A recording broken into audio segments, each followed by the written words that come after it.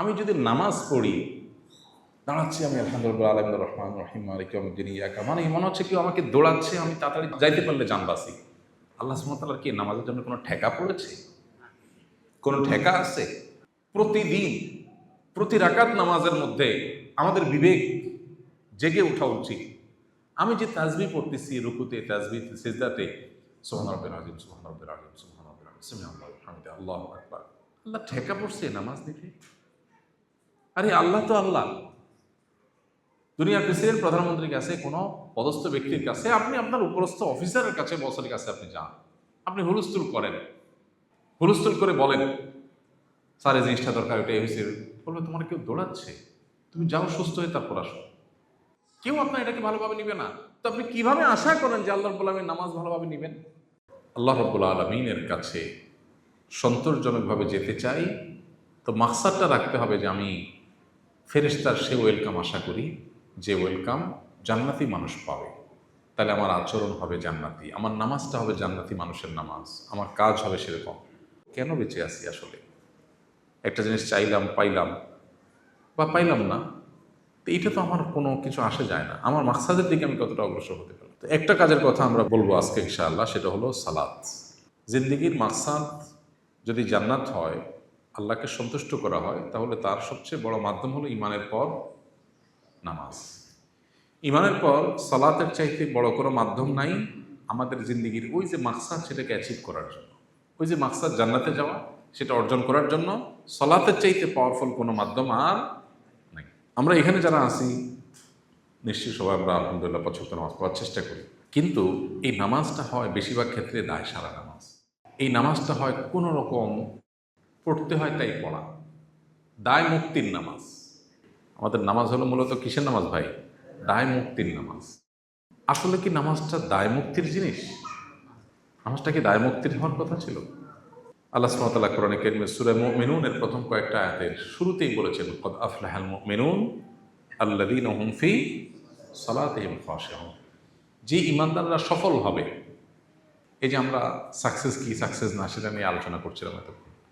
যে ঈমানদাররা সফল হবে তাদের বৈশিষ্ট্য কি? তারা কয়েকটা কাজ করবে। এর ভিতরে ১ নম্বর হলো আল্লাযীনা হুম ফি সালাতিহিম খাশিউন, যাদের সালাতের মধ্যে খুশু থাকবে। আর শেষে এসে আল্লাহ বলেছেন উলাইকা হুমুল ওয়ারিসুন আল্লাযীনা ইয়ারিসুনাল ফিরদাউসা হুম ফিহা খালিদুন। এই মানুষগুলো যাদের ইমানদার হিসেবে যারা সাকসেস, আল্লাহ বলছেন সফল, সেই সফল মানুষের পরিণতি হলো তারাই হলো জান্নাতুল ফেরদাউসের ওয়ারিস। জান্নাতুল ফেরদাউসের ওয়ারিস হতে হলে আল্লাহ বলছেন যে কাজগুলো করতে হবে, ভিতরে প্রথম কাজ হলো, ১ নম্বরের কাজ হলো সালাতের মধ্যে কি থাকতে হবে? খুশু থাকতে হবে। সালাতের ২টা দিক, একটা খুশু আর একটা খুজু। খুশুটা হলো সালাতের ভেতর, মনোযোগটা, ভেতরের সাইডটা, আর খুজুটা হলো সালাতের বাহিরের সাইডটা, অর্থাৎ ধীরস্থিরতা, কাজগুলো সব পারফেক্টলি করা, সুন্নাহ অনুযায়ী করা। নবী করিম সাল্লাল্লাহু আলাইহি ওয়াসাল্লাম এই হাদিস আমরা সবাই শুনছি, ইন্না আউওয়ালা মা ইউহাসাবু বিহিল আবদু ইয়াউমাল কিয়ামাতি আও সালাতুহু। বান্দার কিয়ামতের ময়দানে সর্বপ্রথম ইবাদতের মধ্যে প্রথম হিসাব নেওয়া হবে কিসের? সালাতের। আরেক হাদিসে আসছে বান্দার কিয়ামতের ময়দানে প্রথম হিসাব হবে খুনের, প্রথম বিচার হবে খুনের। এই ২ হাদিসের মধ্যে তাতবিক বা সমন্বয় হলো, বিচারের ক্ষেত্রে পারস্পরিক হক পাওনার বিচারের ক্ষেত্রে শুরু করবেন আল্লাহ তাআলা খুনের বিচার দিয়া, অন্যগুলো সব পরে। আর সার্বিকভাবে হিসাব গ্রহণ শুরু হবে কি দিয়া? নামাজ দিয়া। ফাইন সালুহাত ফাকাদ আফলাহা ওয়া আনজাহ। যদি কারণ নামাজের হিসাবটা ঠিকঠাক দিতে পারে, সে সন্তোষজনক হিসাব যদি বের হয়, ফাকাদ আফলাহা ওয়া আনজাহ, তাহলে সে সাকসেস। তারপরে আর কিছুতে বাঁধবে না, বাকি সবগুলো সে পার হয়ে যাবে, ইজি হয়ে যাবে তার জন্য, যদি এইটা ঠিক হয়। ওয়া ইন ফাসাদাত, আর যদি তার নামাজের হিসাবে গড়বড় হয় এবং নষ্ট হয়ে যায়, নামাজটা যদি আল্লাহর কাছে অ্যাকসেপ্টেবল না হয়, এটা যদি রিজেক্ট হয়ে যায়, বা নামাজের হিসাবে যদি ভেজাল ধরা পড়ে, ফাকাদ খাবা ওয়া খাসির, তাহলে সে লুজার হয়ে যাবে, ক্ষতিগ্রস্ত হয়ে যাবে। ফাইন ইনতাকাসা মিন ফরিদাতিহি শাই, বান্দার নামাজের ক্ষেত্রে যদি কোনো ফরজ নামাজে কোনো ত্রুটি দেখা দেয়, দেখা গেল যে সে তার জীবনে এত হাজার ওয়াক্ত নামাজ পড়েছে, এর ভিতরে এতশো ওয়াক্ত বের হয়েছে, এই ওয়াক্তগুলোতে সে এই ডিফেক্ট ছিল, সমস্যা ছিল, এটার জন্য রিজেক্টেড হয়ে গেছে। কলার রব্ব তাবারাক ওয়া তাআলা, যদি এরকম কিছু নামাজ বের হবে না আমাদের জীবনে? সব কি পারফেক্ট? সব তো দূরের কথা, কয়টা পারফেক্ট সেটা হলো বড় প্রশ্ন। তো যদি এরকম ঝামেলা থাকে তো আল্লাহ সুবহানাহু ওয়া তাআলা বলবেন উনজুরু হাল লিআবদি মিন তাতাওউইন। ফেরেশতাদেরকে আল্লাহ বলবেন, দেখো তো এত ওয়াক্ত নামাজ তার রিজেক্টেড হলো, তার কোনো নফল আমল আছে কিনা, নফল নামাজ আছে কিনা। এইগুলোকে রিকভার করার মতো যে নফল নামাজ থাকে, ধরুন কারণ ফজরের একটা ওয়াক্ত রিজেক্ট হলো কিন্তু সে ইশরাক পড়েছে, তাহলে ফজরের ফরজ 2 রাকাত, ইশরাক সে 2 রাকাত পড়েছে, ওই 2 রাকাতটা যদি আল্লাহর কাছে অ্যাকসেপ্টেবল হয়ে যায় তাহলে আল্লাহ রাব্বুল আলামিন বলবেন ফায়ুকাম্মালু বিহা মান তুকিসা মিনাল ফরিদা। বান্দার যেই ফরজ নামাজের ত্রুটি দেখা দিয়েছে এটা ওই নফল নামাজ দিয়ে পুরা করে দাও। সুম্মা ইয়াকুনু সাইরু আমালিহি আলা যালিক। আর এই নামাজের হিসাবের পরে বাকি সব আমলগুলোর এইভাবে আল্লাহ তাআলা হিসাব নেবেন। তাহলে এখান থেকে বোঝা গেল ভাই, আমাদের নামাজ সুন্দর করার চাইতে ইমানের পরে গুরুত্বপূর্ণ কোনো কাজ আর হতে পারে না। ইমানের পর সবচেয়ে বড় কাজ হলো নামাজ কি করা? সুন্দর করা। আজকের দুনিয়াতে যে কঠিন পরিস্থিতি আমরা দেখতে পাচ্ছি, মানুষ নামাজ সেভাবে পড়ে না। এই সম্পর্কে নবী করিম সাল্লাল্লাহু আলাইহি ওয়াসাল্লামের তারগীব আর তারহিব একটা হাদিস ওনার বর্ণিত আছে, আজীব। তিনি বলেছেন আউয়ালু শাইইন ইউরফাউ মিন হাযিহিল উম্মতি আল খুশু। এই উম্মতের সর্বপ্রথম যে ভালো গুণটা তুলে নেওয়া হবে, এই উম্মতের যে দৌলত, যে সম্পদ কেড়ে নেওয়া হবে সব কিছুর আগে, সেটা হলো খুশু, নামাজের মনোযোগ। এটা সব কিছুর আগে তুলে নেওয়া হবে। উম্মত যখন আস্তে আস্তে আস্তে খারাপের দিকে যাবে, তার পরিণতি খারাপের দিকে যেতে থাকবে, তার শুরুটা হবে কি দিয়া? নামাজের খুশু নষ্ট হওয়া দিয়া। অন্য আরেকটা বর্ণনা থেকে আমরা জানি যে কিয়ামতের আগে, কিয়ামতের আলামতের মধ্যে থেকে একটা হলো যে মসজিদ ভর্তি মানুষ হবে কিন্তু একজন মানুষও খুশু খুজুর সাথে সালাত আদায়কারী হবে না। সবাই নামাজ পড়বে, একজনের নামাজ হবে না আল্লাহ সুবহানাহু ওয়া তাআলার কাছে অ্যাকসেপ্ট করার মতো, অ্যাকসেপ্টেবল। তো এরকম একটা হালত এখন অনেকটা আমরা চলে আসছি। অথচ নবী করিম সাল্লাল্লাহু আলাইহি সাল্লামের যে সালাত ছিল, সে নামাজের সৌন্দর্য কী ছিল, সাহাবা এবং সালাফ সোনালী যুগের স্বর্ণ মানুষ সালাতের নামাজের কি সৌন্দর্য ছিল, সেটা নিয়ে 1 ঘন্টা বললেও একেবারে মেইন মোটা মোটা কথাগুলো বলা কঠিন হবে। এই জন্য আজকের এই মজলিস থেকে আমরা যদি একটু নিয়ত করি যে আমাদের জীবনের মূল মাকসাদ যেটা, সেটা কি? জান্নাতে যাওয়া। এবং আরেকটা মাকসাদ হলো বেশি বেশি মানুষকে জান্নাতে নিয়ে যাওয়া, জাহান্নাম থেকে বাঁচায় দেওয়া। এই মাকসাদটাকে হাসিল করার জন্য সবচেয়ে বড় উপায় হলো ইমানের পরে নামাজটা সুন্দর করা। তাইলে আমরা নামাজ সুন্দর করার নিয়ত করে নিই, কি বলেন ইনশাআল্লাহ? নামাজ সুন্দর করার জন্য ভেতর এবং বাহির দুইটাকে ঠিক করতে হবে। আমার তাজরিবা হলো মনোযোগ বা খুশু যেটা, এটা অর্জন করার জন্য সবচেয়ে কার্যকর উপায় হলো ধীরস্থিরতার সাথে নামাজ পড়া। আপনি নামাজের মধ্যে যত সময় বাড়াবেন মনোযোগ তত বেশি থাকবে। সময় যত বাড়াবেন, যত ধীরস্থিরতার সাথে নামাজ পড়বেন, নামাজের মধ্যে মনোযোগ তত বেশি এমনিই থাকবে। তাছাড়া মনোযোগ বিষয়টা মানুষের পরিপূর্ণ নিয়ন্ত্রণ না, কারণ মানুষের সবসময় মানুষ মনকে কন্ট্রোল করতে রাখতে পারে না, মন এদিক সেদিক চলে যায়। কিন্তু রুকু সেজদা এবং বাহ্যিক আমলগুলোকে সঠিকভাবে করতে পারা, এটা মানুষের নিয়ন্ত্রণে, এটা মানুষ চাইলে পারে। এই জন্য ফুকাহে কেরাম যেটা মানুষের নিয়ন্ত্রণে না সেটাকে ওয়াজিব বলেন নাই। নামাজে খুশুটাকে ওয়াজিব বলেন নাই কোনো ফকি দুনিয়াতে, যে খুশু এই পরিমাণ না হলে ওয়াজিব তরক হয়ে সেজদাতেও দিতে হবে, এমন কোনো মাসালা আছে? কিন্তু খুজুর যেটা, এটার একটা লেভেলটাকে ওয়াজিব বলেছেন অনেক ইমামগণ, হাম্বলি ফকিগণ ফরজ বলেছেন। সেটা কি? সেটা হলো ধীরস্থিরতা, তমানিনা। কেউ যদি হুলস্থুল করে নামাজ পড়ে, এরকম যে যতটুকু তমানিনা না হলে, যতটুকু আপনার দেরি না করলে ওই রুকনটা আদায় হয়েছে বলে ধর্তব্য হবে না। যেমন কেউ রুকু থেকে মাথাটা কোনো রকম তুলেই আবার সেজদায় চলে গেল, তাহলে তার নামাজ হবে না। তো এই জন্য খুশুর পাশাপাশি খুজু, যদি খুজুটাকে আমরা মনোযোগ দিয়ে খেয়াল করে এটাকে আমরা পারফেক্ট করতে পারি, ইনশাআল্লাহ খুশুটা অটোমেটিক পারফেক্ট হয়ে যাবে এবং আল্লাহর কাছে নামাজটা গ্রহণযোগ্য হবে। আলেম ওলামা, মাদ্রাসার তালেব ইলম, যত মানুষই আছি, আমাদের নামাজের হালত বড় বেশি খারাপ নেই। এই একটা আমল আমরা যদি নিজেদের, ওই যে আল্লাহ 11 বার শপথ করে যে বললেন কদ আফলাহা মান যাক্কাহা ওয়া কদ খাবা মান দাসসাহা, নিজের সংশোধন করলো যে সে সফল হয়ে গেল। আজকে আমরা এই মসজিদ থেকে নিজের একটা সংশোধনের নিয়ত করব, সেটা হলো আমার নামাজ ঠিক করবো ইনশাআল্লাহ।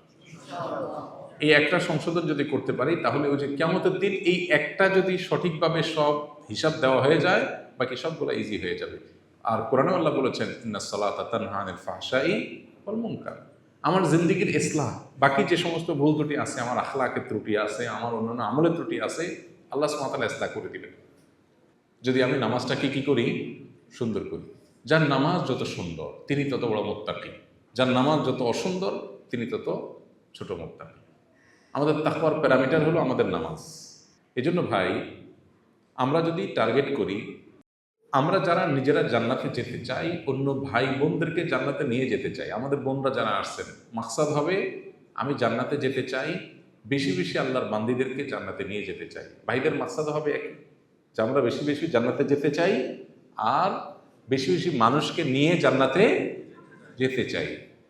তাহলে আল্লাহ আমাকে ওই জান্নাতীদের সওয়াবটাও দিবেন, আমার অ্যাওয়ার্ড পাবো। তাদের জন্য সবচেয়ে বড় সিলেবাস এবং প্রথম সিলেবাস হলো আমাদের সালাতটা সুন্দর করা। আমি নিয়ত করতেছি, আপনারাও নিয়ত করেন এবং আল্লাহর কাছে, আল্লাহর ঘরে বসে দোয়াও করি, আল্লাহ আপনি আমাদের সালাতকে এমন করে দেন যে সালাতে আপনি সন্তুষ্ট হয়ে যাবেন। এমন সালাত আপনি আমাদেরকে পড়ার তৌফিক দান করেন যে সালাত আমাদের কাছে উপভোগ্য হবে, এটা আমাদের কাছে বোঝা হবে না, শেষ করতে পারলে বাঁচি, তাড়াতাড়ি করে পড়ি, এটা যেন না হয়। আমি একবার যখন দারুল ইরশাদ মাদ্রাসায় পড়াই 2004-05 সনের দিকে সম্ভবত, আমার যে মসজিদে আমি নামাজ পড়াইতাম মণিপুরে, ওখানে আব্দুল্লাহ পাড়াপুরি রহমতুল্লাহ আলাই, হাফিজুর রহমতুল্লাহ জামাই, ওনার সাথে গাড়িতে পাশাপাশি বসে এক জায়গা থেকে আরেক জায়গায় যাচ্ছিলাম। তো খুব নেক মানুষ ছিলেন, খুব নেক মানুষ। আব্দুল্লাহ পাড়াপুরি রহমতুল্লাহ আলাইকে কেউ যদি দেখে থাকে, ওনার সাহচর্য যদি কেউ পেয়ে থাকে, সে বুঝবে যে কি মানুষ ছিলেন, আজীব মানুষ ছিলেন, আজীব মানুষ। এরকম আমলি, এরকম মানে দেখলে দিল সাক্ষ্য দেয় যে জান্নাতি মানুষ, দিল সাক্ষ্য, ভেতর থেকে মনে হয় যে জান্নাতি মানুষ, এরকম মানুষ। তো ওনার বাড়ি ছিল মুসলিম বাজার, মিরপুরে। মাঝে মধ্যে ওইদিকে যাওয়া হতো, আমার খেয়াল করতাম যাওয়ার সময়, বাড়ির সামনে দিয়ে যাওয়ার সময় দেখতাম যে গেটের সামনে মুসলিম বাজার যেখানে বাড়ি ওনার, ওখানে আশপাশে সব ঢাকার একেবারে জমজমাট বিল্ডিং সবগুলো চারপাশে। ওনার একটা ছোট্ট টিনশেড একটা ঘর, আর সবাই ওখানে সুন্দর সুন্দর লোহার গেট, আশপাশে সব বাড়ির। আর ওনার বাড়ির সামনে আমার যতটুকু মনে পড়ে, একটা ওই যে ছালার বস্তা আছে, যে ছালার বস্তা মাঝখান থেকে কেটে ওইটাকে ঝুলে দিছে, ওইটাই ওনার গেট, ওইটা সরাই ঢুকতেন। তো আমি গাড়িতে ওনার পাশে বসা, আমি দেখলাম, খেয়াল করলাম একটা জিনিস, সেটা হলো উনি সকাল সন্ধ্যার আজকারগুলো পড়তেছেন গাড়িতে, আমি পাশে বসা। তো আমি একটু মনোযোগ দিলাম, উনি পড়তেছেন, যেহেতু মহব্বত করি, আমাকে খুব স্নেহ করতেন, অনেক আদর করতেন। তো উনি যখন পড়তেছেন, আমি খেয়াল করলাম যে সূরা ইখলাস, সূরা ফালাক, সূরা নাস, এগুলো অথবা আয়াতুল কুরসি, এরকম কিছু একটা পড়তেছেন, কিন্তু সেটা খুব ধীরে ধীরে। কীরকম, আমি যদি এখন ওটা নকল করি তো ব্যাপারটা এরকম ছিল, আউযু বিল্লাহি মিনাশ শাইতানির রাজিম, বিসমিল্লাহির রহমানির। তিনি কিন্তু আস্তে আস্তে পড়তেছেন, আমাকে শোনায় না, উনি আস্তে আস্তে বিড়বিড় করে পড়তেছে, কিন্তু আমি মনোযোগ দিয়ে খেয়াল করতেছি। বিসমিল্লাহির রহমানির রহিম, কুল হুয়াল্লাহু আহাদ, আল্লাহুস সামাদ, লাম ইয়ালিদ ওয়া লাম ইউলাদ ওয়া লাম ইয়াকুল লাহু কুফুয়ান আহাদ, বিসমিল্লাহির রহমানির আমি তখন চিন্তা করলাম, আমি তো এভাবে পড়ি না, আমিও তো সকাল সন্ধ্যা দোয়া পড়ি, বাট আমি কীভাবে পড়ি? বিসমিল্লাহির রহমানির রহিম, কুল হুয়াল্লাহু আহাদ, আল্লাহুস সামাদ, লাম ইয়ালিদ ওয়ালাম ইউলাদ ওয়ালাম ইয়াকুল লাহু কুফুওয়ান আহাদ। বিসমিল্লাহির রহমানির রহিম, কুল হুয়াল্লাহু আহাদ, আল্লাহুস সামাদ, লাম ইয়ালিদ ওয়ালাম ইউলাদ ওয়ালাম ইয়াকুল লাহু কুফুওয়ান আহাদ। আমি তো হেফজখানা পোলাপানের মতো বলি। তখন আমার বিবেক খুলে গেল, তাই তো, এটাই তো পড়ার তরিকা হওয়ার কথা। আমি যদি নামাজ পড়ি, দাঁড়াচ্ছি আমি আলহামদুলিল্লাহ আলামিন রহমান রহিম মালিক ইয়াউমিদ্দিন ইয়াকা, মানে মনে হচ্ছে কেউ আমাকে দৌড়াচ্ছে, আমি তাড়াতাড়ি যাইতে পারলে জানবাসি। আল্লাহ সুবহানাহু ওয়া তাআলার কি নামাজের জন্য কোনো ঠেকা পড়েছে? কোনো ঠেকা আছে? প্রতিদিন প্রতি রাকাত নামাজের মধ্যে আমাদের বিবেক জেগে ওঠা উচিত।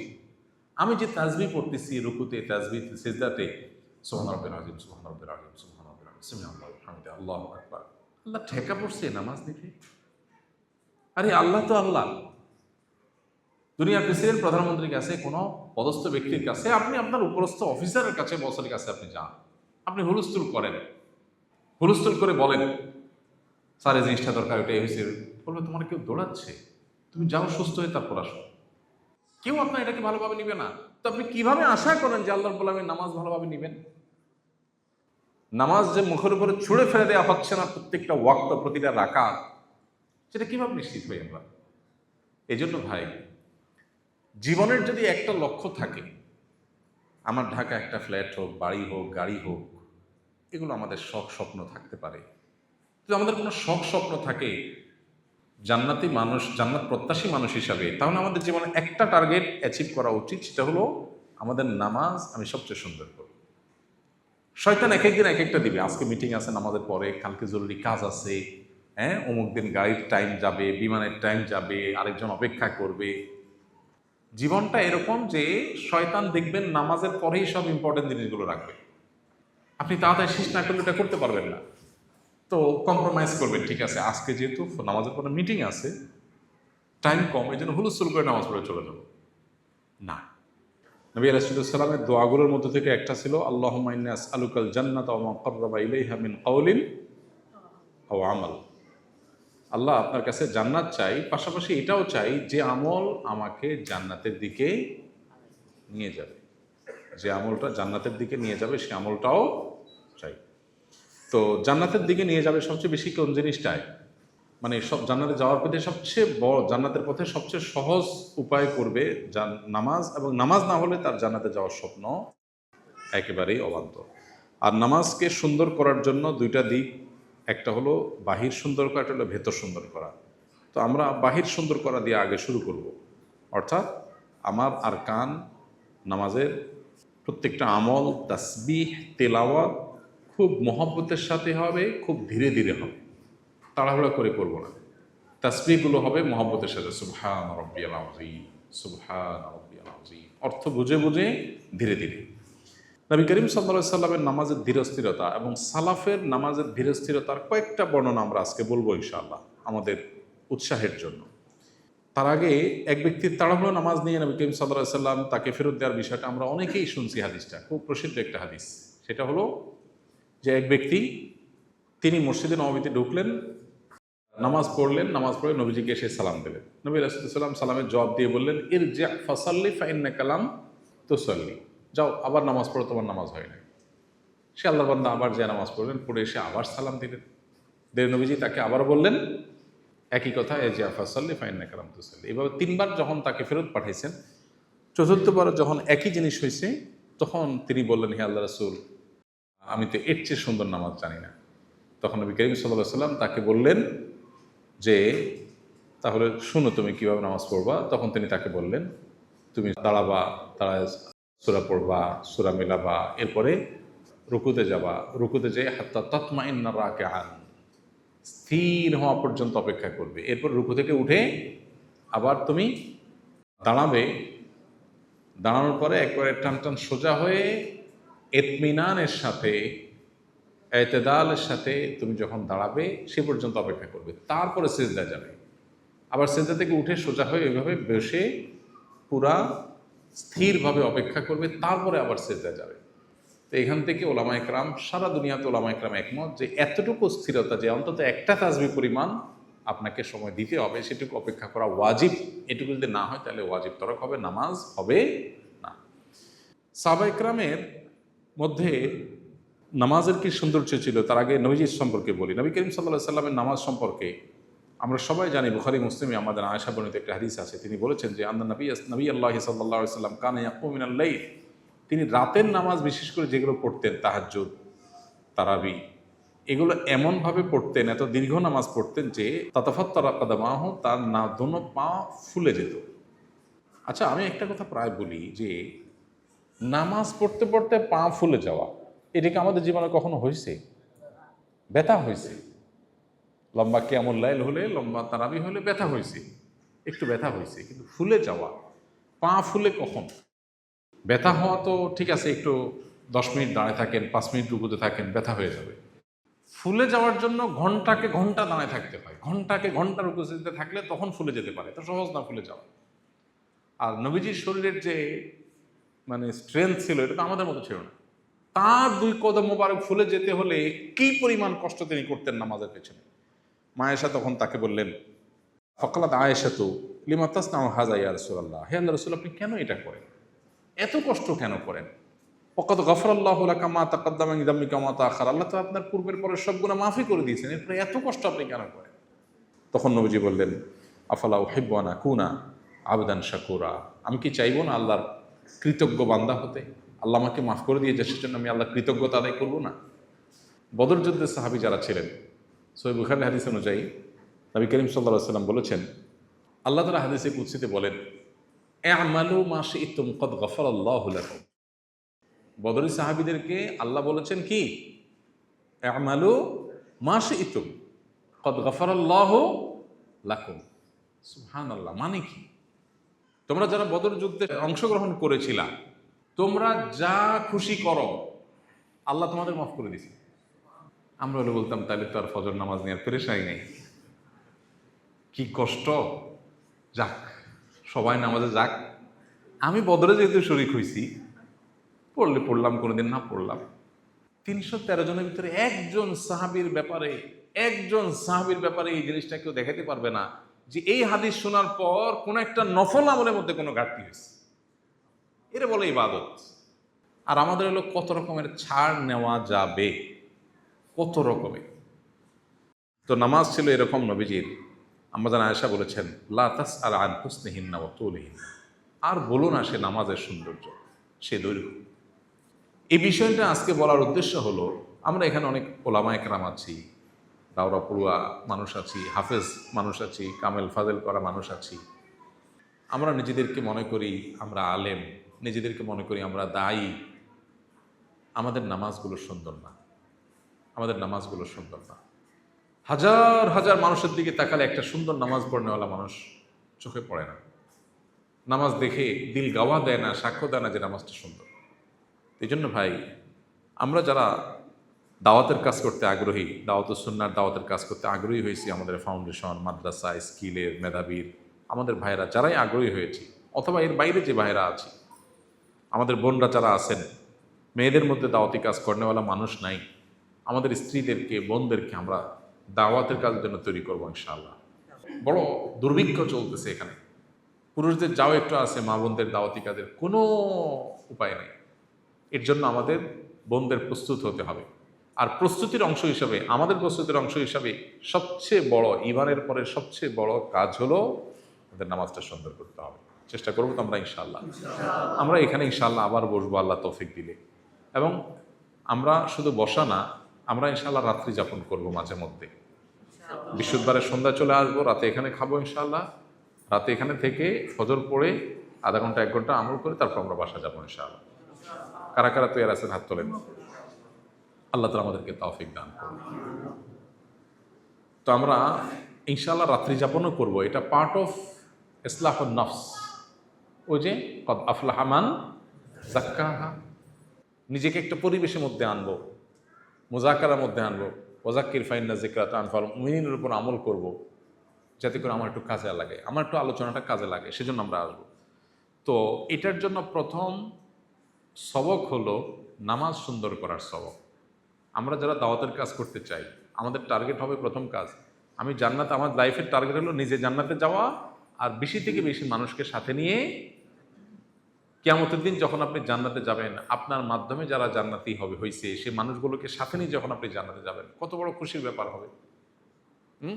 তো সেই জিনিসটা যদি আমরা চাই, প্রথম সবক হলো নামাজ সুন্দর করা। নামাজ সুন্দর করার আগে আর কোনো সবক নাই, এর চেয়ে বড় কোনো কাজ নাই, এর চেয়ে ইম্পর্টেন্ট কোনো বিষয় নাই।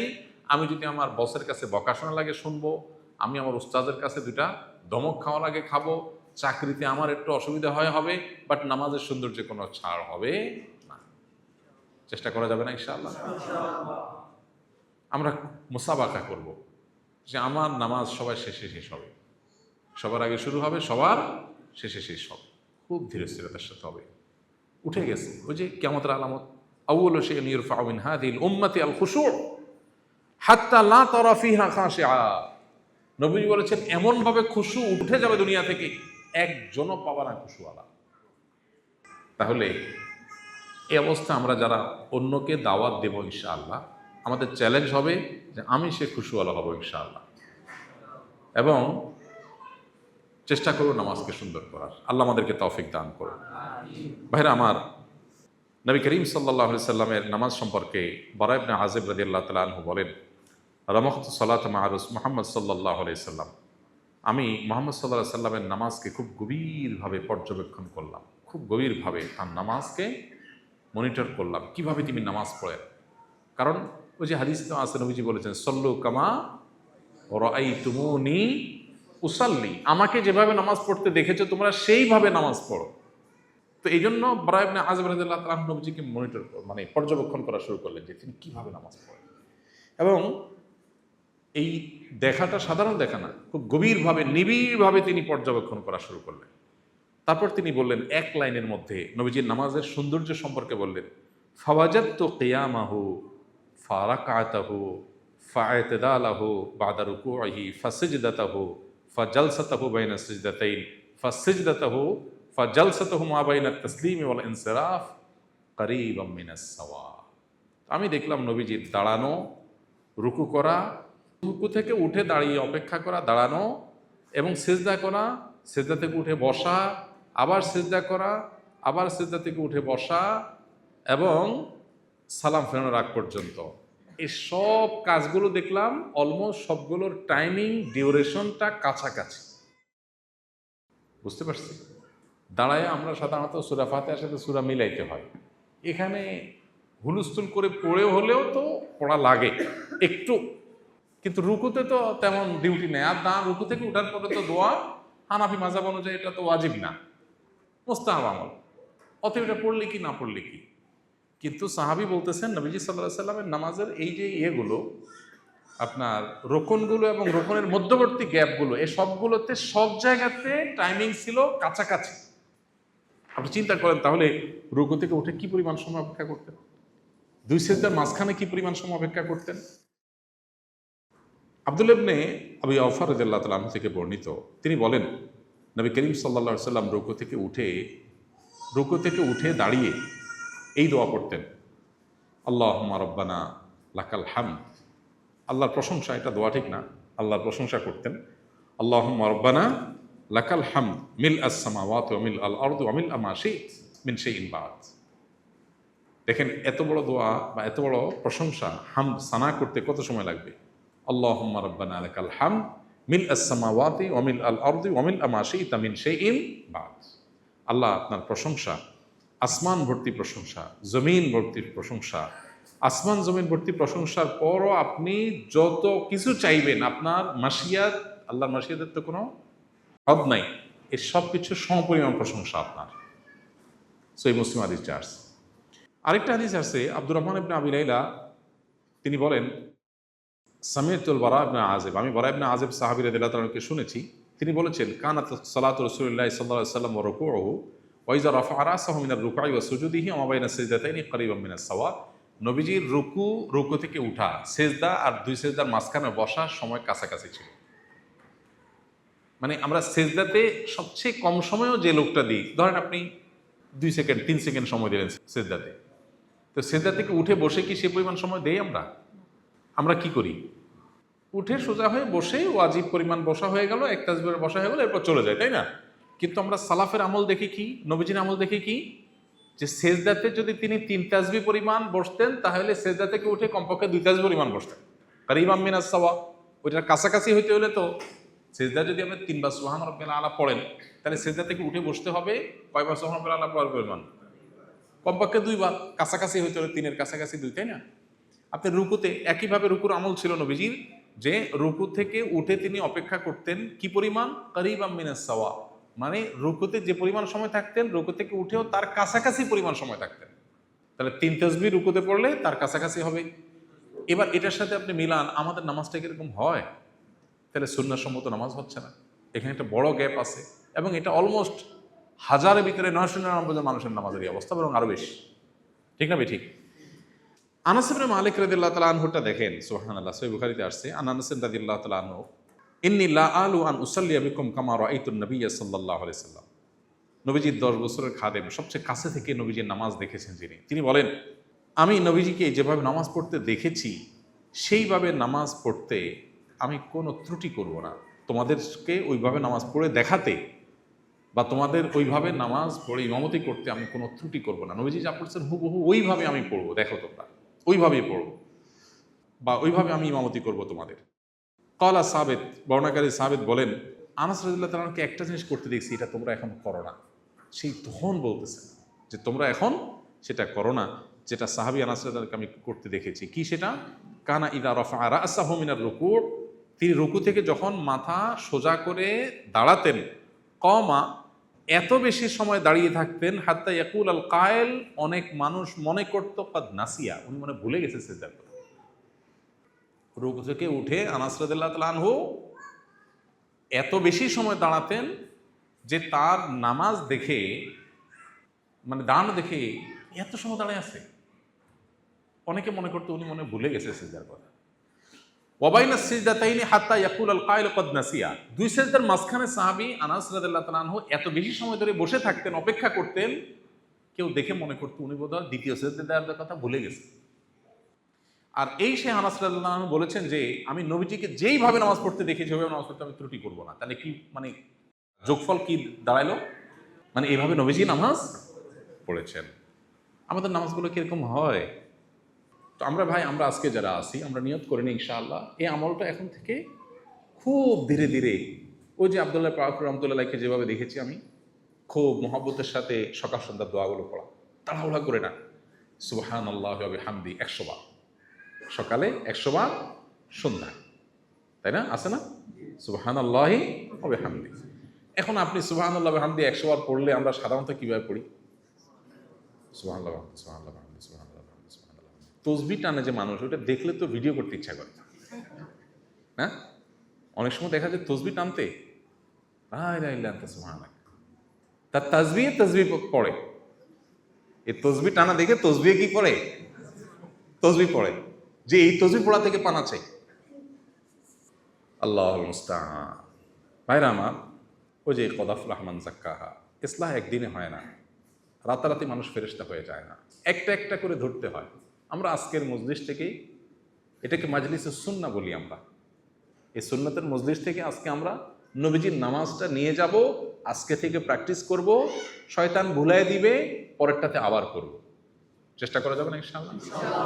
শয়তান যদি ফরজ নামাজে ভুলাই দেয় তো কি করবেন? 4 রাকাত যোহর পড়লাম, নবীজির মতো পড়লাম না, শয়তান ভুলে দিয়েছে অন্য কথা, তাহলে এটার জন্য নিজেকে নিজের শাস্তি দিব। কি শাস্তি? ফরজ নামাজ শেষ, 4 রাকাত নফল পড়ব। দেখবেন পরের দিন জোহরের সময় শয়তানি মনে করে দিচ্ছে যে ভিক্ষা থাক কুত্তা টাকাই, নফল পড়ে সব আরো বেড়ে যাবে, বাবা তুমি ফরজে নিয়ে ভালো করে পড়া, তাও ভালো। আমি আমার ইসলাহের জন্য মাঝে মধ্যে এটা করি, আপনাদেরকে বলার উদ্দেশ্য এটা। মাঝে মধ্যে টয়লেটে ঢুকে গেলাম, খুব হুলস্থুল, মাথায় অনেক চিন্তা আছে, এর মধ্যে ঢুকে গেছে, দোয়া পড়তে মনে নাই, ডান বাম খেয়াল করতে মনে নেই, তো আমি পট করে আবার বের হয়ে যাই। যত জোরে টয়লেটে বের হোক আবার বের হয়ে যাই, বের হয়ে আবার সুন্দর করে দোয়া পড়ে খুব ইহতিমামের সাথে। দোয়া কি? আল্লাহুম্মা ইন্নী আউযু বিকা মিনাল খাবায়েস। না না, এই হুলস্থুল চলবে না। আল্লাহুম্মা ইন্নী আউযু বিকা মিনাল খুবুসি ওয়াল খাবায়েস, খুব মহব্বতের সাথে দোয়া আল্লাহর কাছে চাইতেছেন। এরপরে আপনি আবার ঢুকেন, কয়েকবার এরকম করেন যে ভুল হয়ে গেছে, আবার ব্যাক করেন, তাহলে দেখবেন আর জীবনে এরকম হবে না। আমার ছাত্র জীবনে এক বাড়িতে লজিং ছিলাম, আমার এক ওস্তাদ উনিও লজিং ছিলেন। তো লজিং বাড়ি থেকে খানা আসছে হুজুরের, ও আমি ওই বাড়িতে ছিলাম না, আমি আরেক বাড়িতে। ওই বাড়ি থেকে আমি হুজুরের এখানে এসে হুজুরের সাথে অপেক্ষা করে মাদ্রাসায় যেতাম। খুব শফিক ওস্তাদ ছিলেন আমার, বড় শফিক ওস্তাদ। তো হুজুর খানা আসছে আর হুজুর খাইতে বসছেন, আমার ডাক দিয়েছেন আসো। সাধারণত ডাকলেই কি ওস্তাদ ডাকলেই কি মানুষ যায়? না না না, আমি খাবো না। আসলে তো ছোট মানুষ, তখন আমি অনেক ছোট, পিচ্ছি, মানে একেবারে পিচ্ছি, মানে বিছানা পেশাব করা আমার হালা কাছাকাছি। তো আমি না না হুজুর খাবো না। আবার ডাকছেন, আরে আসো, এত সুন্দর সুন্দর খানা, তুমি ছোট মানুষ দেখছো, তোমার তো ইচ্ছা করে নিশ্চয়ই, আসো। না না হুজুর আপনি খাবো খাবো খাবো। ওটা দাম বাড়াইলাম। এরপরে আবার একটু জোর যখন করছে তখন আর লোভ সামলাতে না পারে চলে গেল। এবার গেছি আর আমার মনে আছে হুজুর বললেন না তুমি হাত দিবা না এখানে, তুমি না বলছো খাবা না, তুমি যে কথার উপরে যে কথা বলছো কথার উপরে থাকবা।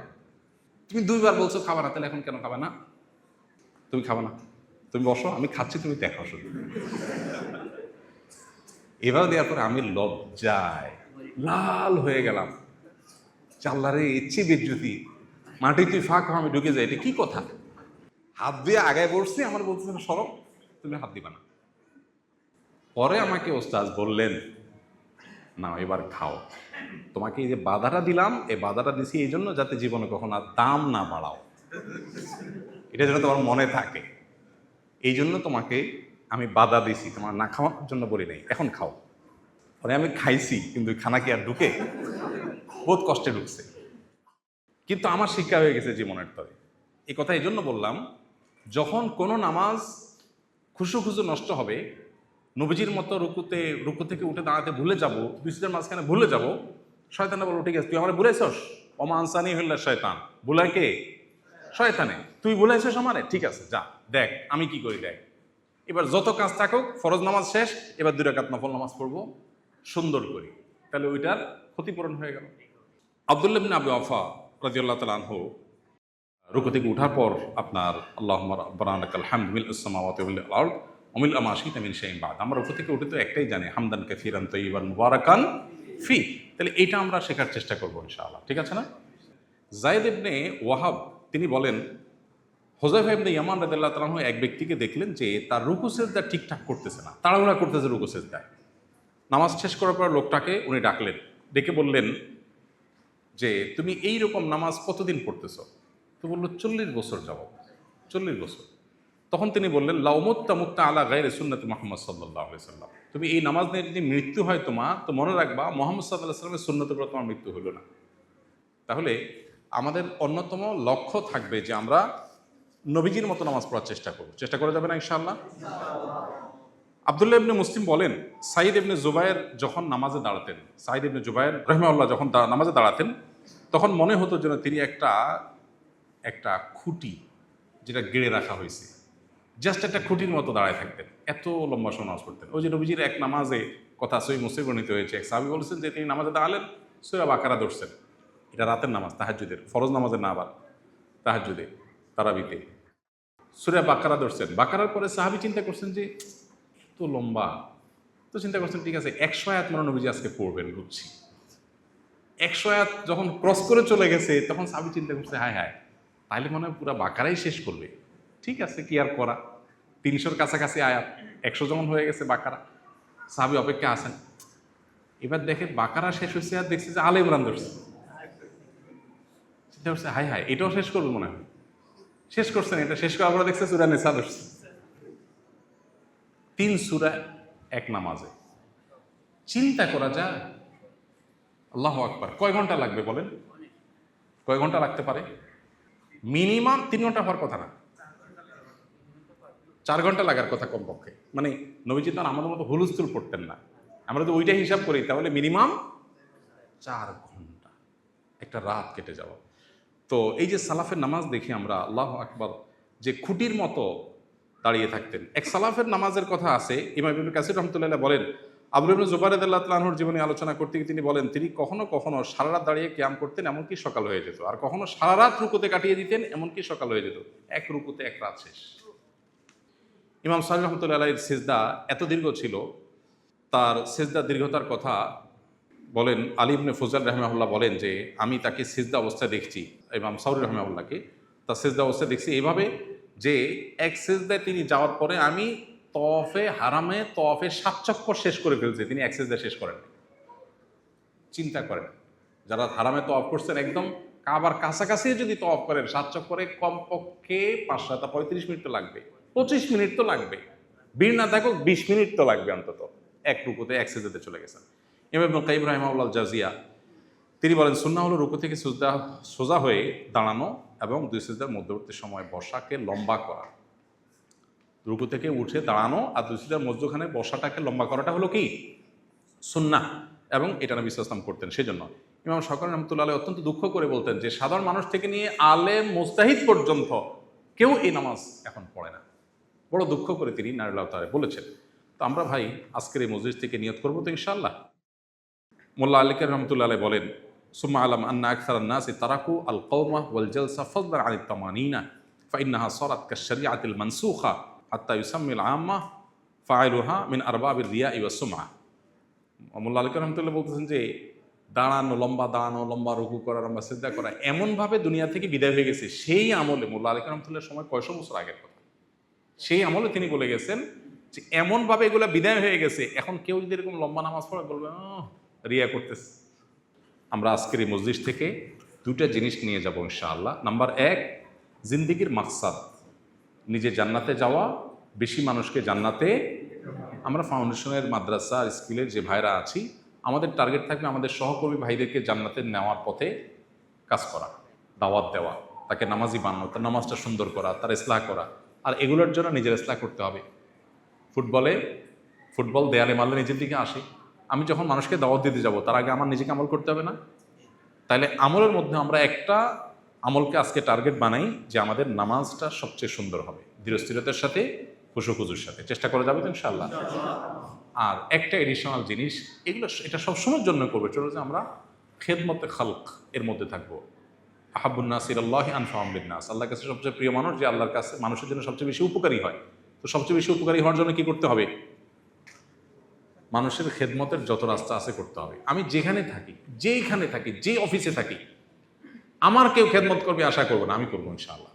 ঠিক আছে না?